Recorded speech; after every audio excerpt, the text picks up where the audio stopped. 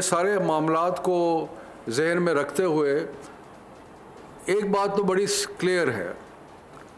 कि जितने भी तालीम के साथ वाबस्ता लोग हैं, चाहे सियासत में, चाहे सरकारी मुलाजमत में, वो इस चीज़ के बारे में उनको बहुत शदीद एहसास है कि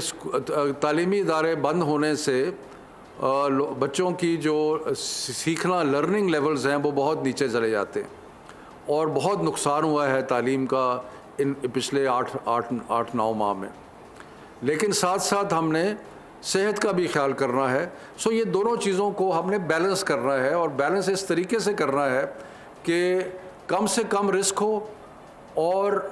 साथ साथ तालीम का जो सिलसिला जो है वो भी जारी रहे।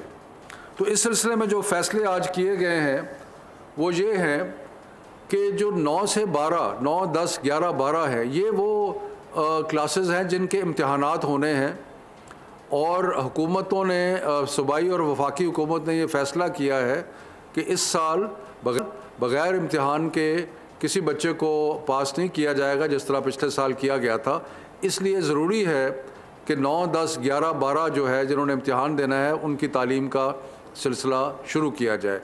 तो इसलिए 18 तारीख जैसे कि पहले फ़ैसला किया गया था, 18 तारीख को 9, 10, 11, 12 जो है वो खुल जाएंगे और उनका तालीम का सिलसिला जो है इम्तिहान के निस्बत से वो शुरू हो जाएगा।